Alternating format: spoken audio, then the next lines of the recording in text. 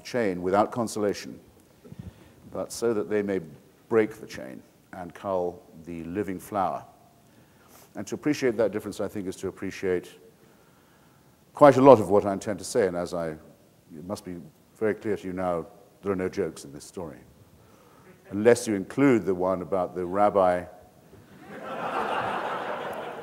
and the priest and the mullah who go into a bar in New York, and the barman looks at them and says, "What is this? Some kind of a joke?" I want to argue that it is, in fact, some kind of a joke and also some kind of a fraud. I want to say why I think that credulity and gullibility, however apparently harmless, ought to be resisted, ought to be fought, ought to be combated. First, I think that arises from a natural respect for our fellow creatures, our fellow humans. It isn't pleasant to see people being cheated or robbed or forced into meaningless applause, even when the occasion is apparently a trivial one. It wasn't pleasant when people were told that their unbaptized babies or their babies who died in childbirth were going forever to limbo as a consolation. When the church decided after a long rethink that there was no such place as limbo after all, after hundreds of years, they said, actually, there isn't a limbo.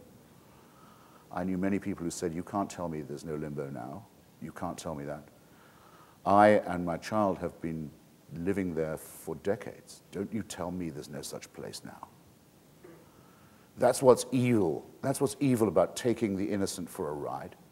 Or it's one example among many. Even when people's trustingness is, in other words, is innocuous or innocent, or arises from innocuousness or innocence, harmlessness, it isn't harmless in itself because it can be exploited by people who, so far from being innocuous themselves or innocent themselves, are entirely unscrupulous. Those who can't believe the number of saps who are born every day and who believe that perhaps we could get them to wear a colored shirt and join the party or support the leader or endorse any program or policy or embark on a crusade or a holy war. We have to make it our work to ensure that the average human type is raised to the point of education and culture where he is beyond the reach, or she is beyond the reach of that kind of demagogy, and we don't just do this because we're sorry for the saps.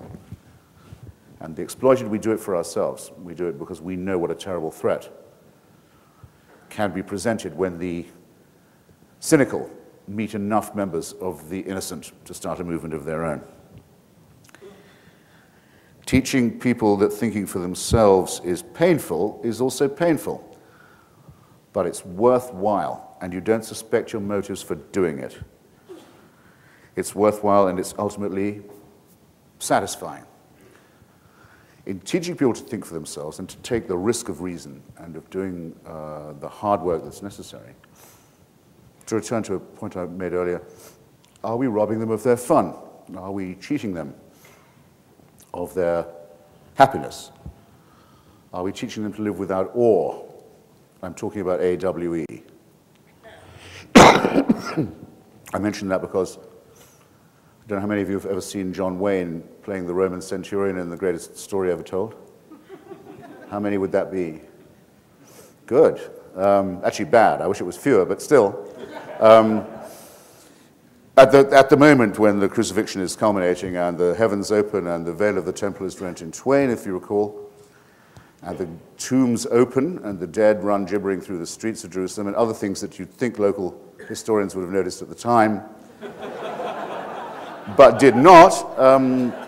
At this moment, the rain and wind machine is turned on and it all flies into the face of John Wayne standing with a leather tunic and a spear as a centurion, and he's supposed to say, truly, this was the Son of God. So he did, rain and wind flying at him notwithstanding. But the director cut it, and it was William Wyler, I think, was the director, and said, John, that was great, that was really great, but do you think we could have it with a little more awe? He was a great actor. They said, okay, cue. Do rain again, do wind, and earthquake, and temple veil rent in twain, and lightning. So all that came on, and Wayne really held onto the spear this time and said, "Oh, truly this was the Son of God." Well, we don't want people to live without awe. We don't want people to just think that they're insects clinging to some doomed rock. Why don't you try it sometime? Why don't you take a look at a page of Stephen Hawking, for example, on the event horizon? Follow the event horizon. The event horizon is the lip of the black hole from which we think escape velocity cannot be achieved by light, but from which we know that much proceeds. If, in theory, and if it ever became possible in practice, you could get to the lip of that black hole, you would have met the event horizon. You'd be on the event horizon. And as you fell in, you would, in theory and in practice, be able to see the past and the future. You'd be able to see time, except you wouldn't have enough time quite to realize that this is what you were doing. But one of Hawking's colleagues says that if he ever discovers himself terminally ill, that's how he wants to die. Now, to be able to reflect upon the event horizon, I would submit, ladies and gentlemen, is a great deal more awe-inspiring than a burning bush, shall we say, or a wooden statue that weeps or pees or bleeds. And that there is a great deal more majesty and an inexhaustible source of wonder to be found in the struggle to uncover why it is that we are now so near to knowing not just our origin as a species, but the origins of our universe. And if I turn to the origins of our species, and we look at the miraculous uncovering and unraveling of the strings of DNA that have shown us our kinship and fellowship with other creatures and other species, that have abolished, just by the study of themselves, the whole bogus medieval concepts of racism and tribalism, as well as creationism, have shown them to be unfounded. Can anyone studying this extraordinary story not be a little more impressed than by a talking snake?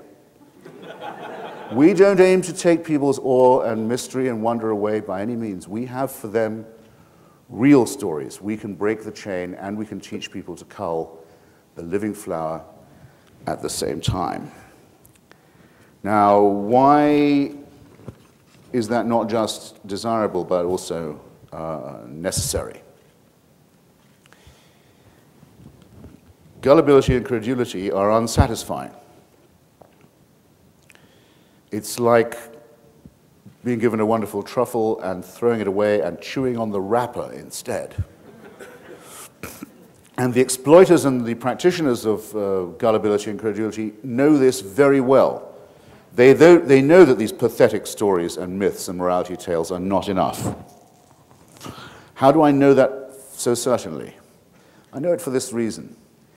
If you or I believed that we had a Redeemer who cared about us, and who cared about us before we were born, and for every heartbeat of our lives, and after we were dead as well, and minded how we were doing, and cared for us and our loved ones, if we believed we'd found a Redeemer who really was this way, wouldn't it make us happy?